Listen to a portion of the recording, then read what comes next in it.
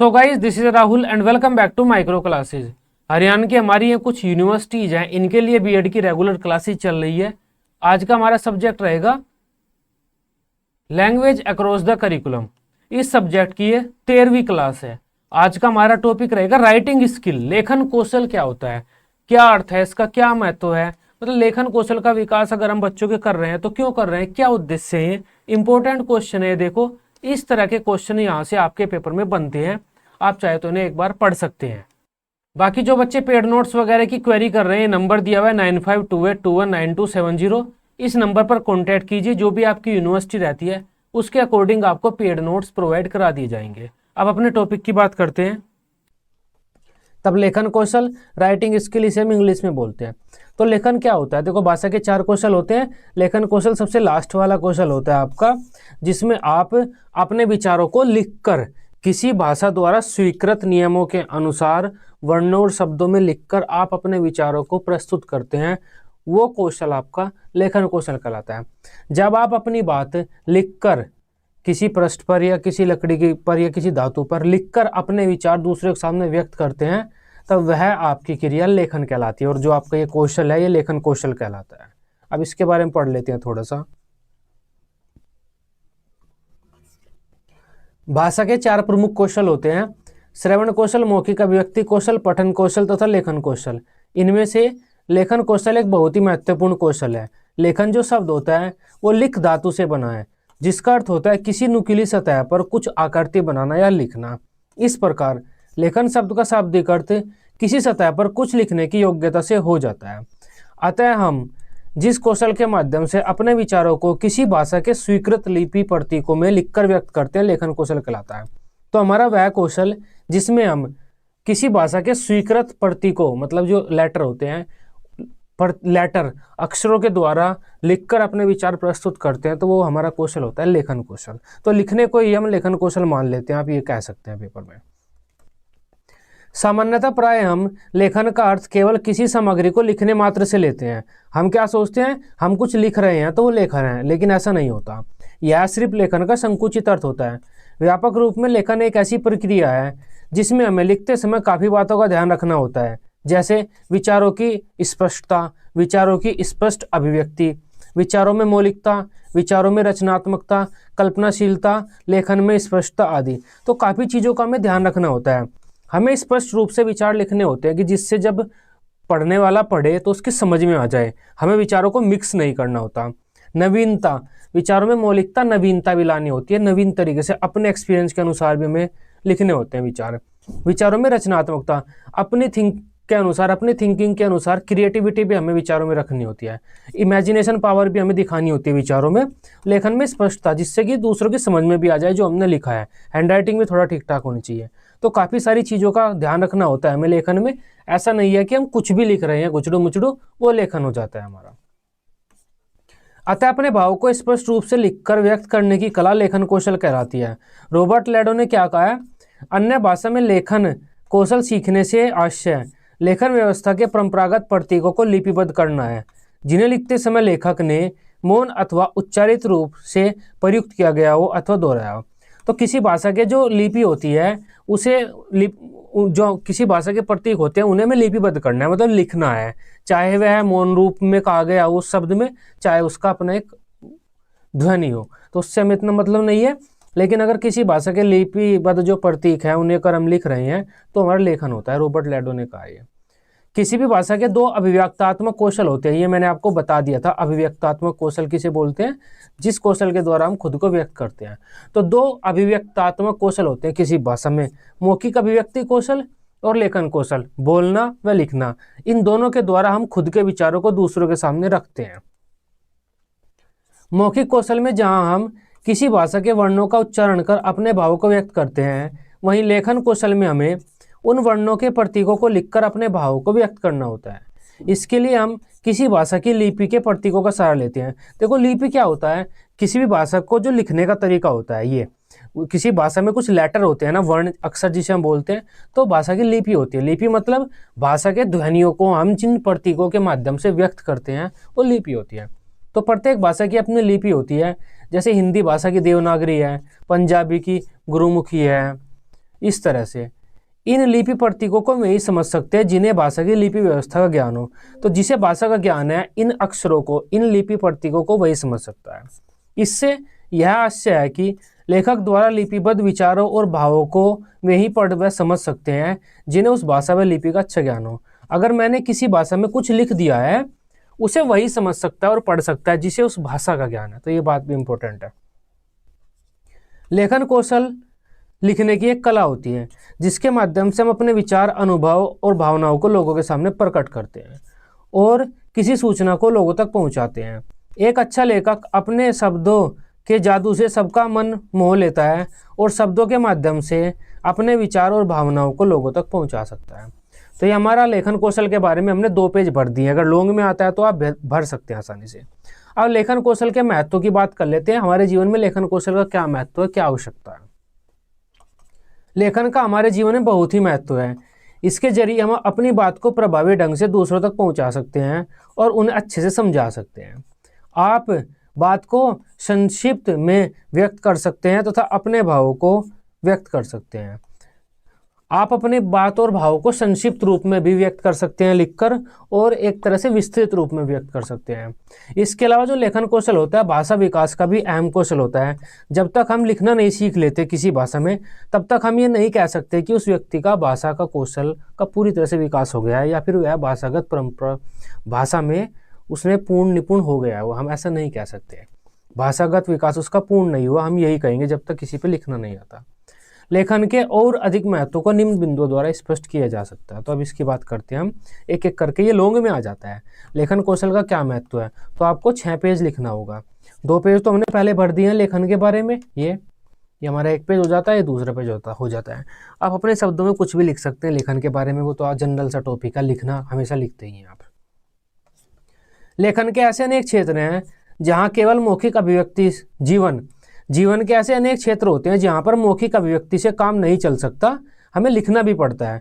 जैसे दूर रहने वाले मित्र या संबंधी को हम कोई संदेश देना चाहते हैं, कोई समाचार पहुंचाना चाहते हैं, तो लेखन की आवश्यकता ही होती है हमें। भाषा के लिपिबद्ध प्रतीकों का मानव सभ्यता के विकास में विशेष योगदान रहा है। इसके जरिए मानव जाति की मान्यताएं लिखित सामग्री के रूप में सुरक्षित रहती हैं और क्रमशः एक पीढ़ी से दूसरी पीढ़ी को संक्रमित होती हैं। मानव अपने पूर्वजों के जीवन और आदर्शों तथा जीवन मूल्यों से लिपिबद्ध सामग्री के माध्यम से भलीभांति परिचित हो सकता है। उसके विकास की दशाएं इसी पर निर्भर करती हैं। तो देखो क्या है, हमारे जो पूर्वज हैं वे कुछ ना कुछ लिपि में लिखते रहते थे, तो उसे देखकर हम अपनी संस्कृति का ज्ञान कर सकते हैं। उनका जो हमारी सभ्यता है, उनके जो विचार थे, अपने इतिहास को जान सकते हैं हम इसके द्वारा। और लिखने के द्वारा ही हम अपनी संस्कृति को, अपने जो हमारे बालक पैदा होंगे, आगामी पीढ़ी को पहुंचा सकते हैं।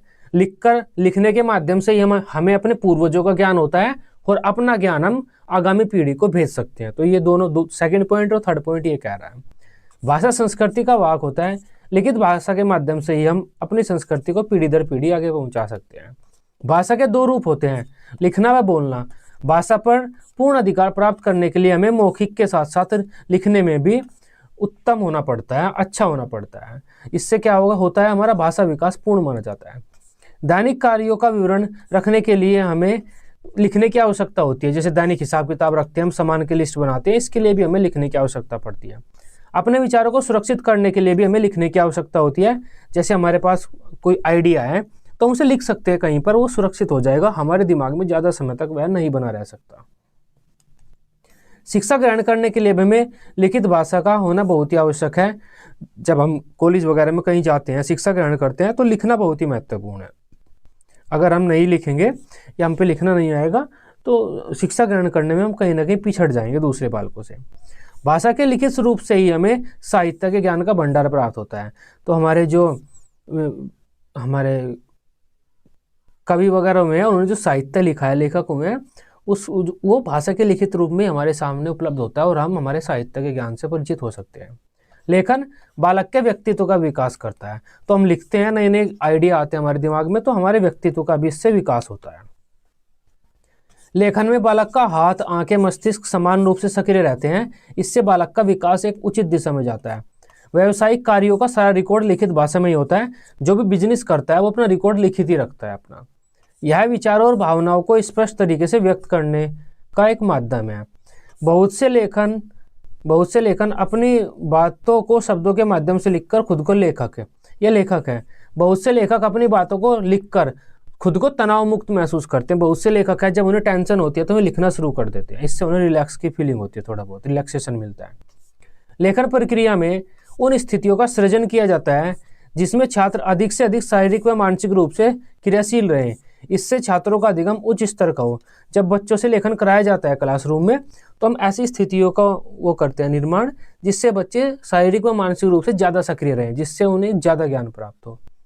यह बालकों में कल्पना शक्ति, सृजनात्मकता आदि मौलिक गुणों के विकास करने में सहायता प्रदान करता है। तो ये लेखन के लाभ है, 15 पॉइंट हमने लिख दिए हैं।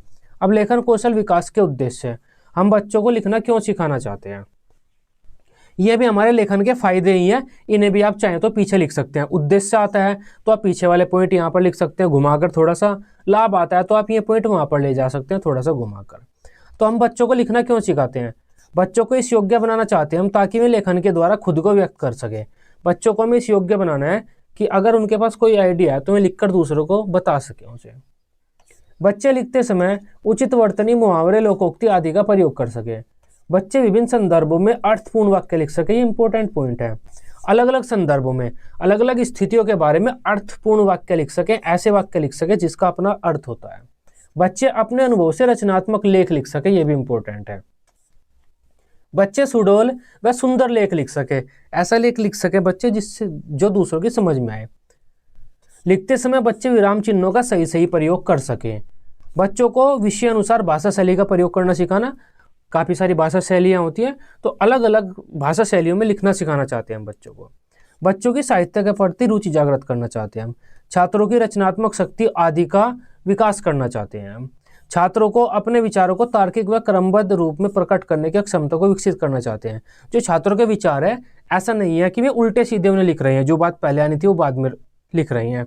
क्रमबद्ध रूप में लिखें बच्चे अपने विचार, तार्किक रूप में लिखें जिससे बच्चा जो दूसरे पढ़ रहे हैं वे आसानी से उसे समझ सके। तो ये हमारे उद्देश्य होते हैं, बच्चों का हम इस तरह से विकास करना चाहते हैं लिखना सिखाने के द्वारा। अब बात कर लेते हैं लेखन कौशल में सुधार के उपाय। अगर आप बच्चों के लेखन कौशल में सुधार करना चाहते हैं तो जनरल से कौन कौन से उपाय आप अपनाएंगे अपने क्लासरूम में। कुछ विधियां होती है लेखन कौशल में सुधार करना चाहते हैं हम नेक्स्ट वीडियो में पढ़ेंगे लेखन कौशल में सुधार की विधियां। सबसे पहला पॉइंट है छात्रों को हमें प्रेरणा देनी चाहिए, प्रेरित करना चाहिए कि आप अच्छा लिख सकते हैं। प्रेरित अगर हम करेंगे तो बच्चे एक दिन अच्छा लिखने लगेंगे। शिक्षण सूत्र, ज्ञात से अज्ञात और सरल से कठिन का पालन हमें करना चाहिए। आसान चीज़ें पहले लिखवानी चाहिए, जो बच्चे जानते हैं वे चीज़ें पहले लिखवानी चाहिए, और जो बच्चे नहीं जानते या फिर जो चीज़ें कठिन है वे बाद में लिखवानी चाहिए हमें। लेखन में उचित अभ्यास को स्थान दिया जाना चाहिए। देखो लेखन एक कौशल है, लेखन क्या है, कौशल है, स्किल है। अब कौशल क्या होता है, कौशल एक ऐसी एक्टिविटी होती है जिसे हम बार बार अभ्यास के द्वारा सीखते हैं। तो लेखन में भी हमें उचित अभ्यास को स्थान देना चाहिए। जिस अक्षर को बालक थोड़े प्रयास से लिख देते हैं उसे लेकर सबसे पहले कुछ शब्दों का निर्माण करना चाहिए और बाद में दूसरे अक्षरों को लेना चाहिए। पहले बालकों के सुलेख की ओर ध्यान देना चाहिए और बाद में लिखने की गति पर। पहले हमें बालक की लिखने की सुलेख, हैंडराइटिंग पर थोड़ा ध्यान देना चाहिए कि बच्चे ऐसा लिखें जो दूसरे समझ लें। गति को हमें बाद में फोकस करना चाहिए, लिखने की गति बालकों की कितनी है। लेखन अभ्यास में हमें मोंटेसरी विधि, जेक्टार्ट विधि, पेस्टोलॉजी विधि आदि विधियों का सहारा लेना चाहिए। ये विधि हम नेक्स्ट वीडियो में पढ़ेंगे। लेखन अभ्यास जिस घंटे में कराया जा रहा हो वह घंटा अधिक बड़ा नहीं होना चाहिए क्योंकि इससे बच्चे थक जाते हैं। लेखन जो है एक मनोवैज्ञानिक सत्य ये है कि यदि बालक पाठ को ठीक ठीक पढ़ लेता है तो वह उसे ठीक ठीक लिख भी सकेगा। अतः हमें पढ़े हुए पाठ का लेखन अभ्यास पहले कराना चाहिए और जो बच्चे पाठ नहीं जानते उसका बाद में। लेखन शिक्षण के समय व्यक्तिगत भेदों को नहीं भूलना चाहिए। हमें ये कभी नहीं भूलना चाहिए, हर बालक अलग होता है, कोई जल्दी लिखना सीख लेगा, कोई बाद में लिखना सीखेगा। बालक की रुचि के अनुसार लेखन का अभ्यास कराना चाहिए। रुचिकर तथ्यों को पहले स्थान दिया जाना चाहिए और अरुचिकर तथ्यों को बाद में स्थान दिया जाना चाहिए। तो ये कुछ बातें होती है जिनका ध्यान हमें रखना होता है जब हम बच्चों को लेखन कराना सिखाते हैं। तो आज का हमारा टॉपिक था लेखन कौशल का। लेखन कौशल का क्या अर्थ होता है, क्या लाभ होते हैं, क्या उद्देश्य होते हैं, इंपॉर्टेंट टॉपिक है, पेपर में आपको जरूर मिलेगा। आई होप इस टॉपिक को अब आप अच्छे से समझ पाए होंगे। वीडियो अच्छी लगी हो आप इसे अपने बीएड ग्रुप में दोस्तों के साथ शेयर कर सकते हैं। बीएड की सभी सब्जेक्ट की डेली रेगुलर क्लासेस लेने के लिए आप इस चैनल को सब्सक्राइब कर सकते हैं। Till then bye bye, take care.